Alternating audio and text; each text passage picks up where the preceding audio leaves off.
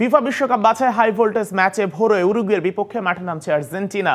উরুগুয়ের মন্টেভিডিওতে ম্যাচ শুরু হবে ভোর 5:30টায়। কনমেবল অঞ্চলের পয়েন্ট টেবিলের শীর্ষেই আছে বর্তমান চ্যাম্পিয়ন, আর উরুগুয়ের অবস্থান 3-এ।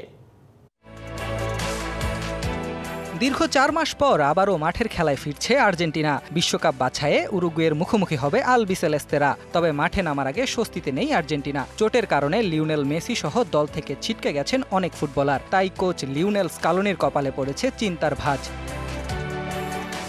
ইনজুরির কারণে আর্জেন্টাইন মহাতারকা মেসিকে ছাড়াই বিশ্বকাপ বাছাইয়ের দল ঘোষণা করেছিল আর্জেন্টিনা। চোটের জন্য প্রাথমিক স্কোয়াডে আগে থেকেই ছিলেন না Paulo Dybala, Gonzalo Montiel, Lo Celso ও লিসান্দ্রো মার্টিনেজ। চোটের মিছিলে সর্বশেষ যুক্ত হল ইন্টার মিলান তারকা লাউতারো মার্টিনেজের নাম। মাংসপেশির চোটের কারণে খেলতে পারবেন না এই ফরওয়ার্ড। লিলি হালাল বিউটি সোপ, বিএসটিআই কর্তৃক সনদপ্রাপ্ত দেশের প্রথম হালাল বিউটি সোপ, দীপ্তিময় উজ্জ্বল ত্বকের জন্য।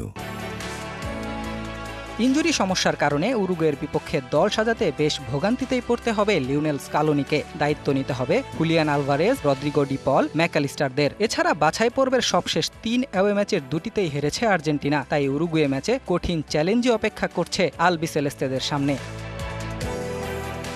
কনমেবল অঞ্চলের বিশ্বকাপ বাছাইয়ে উরুগুয়ের পক্ষে কথা বলছে না তাদের সাম্প্রতিক পারফরমেন্স। সবশেষ 6 ম্যাচে মাত্র 1 জয় মার্সেলো বিয়েলসার শিষ্যদের। আর্জেন্টিনার সাথেও সবশেষ 5 দেখায় একবারই জয়ের হাসি হেসেছে উরুগুয়ে। বিয়েলসা নিশ্চয়ই চাইবেন এই ম্যাচে জয় দিয়ে ঘুরে দাঁড়াতে।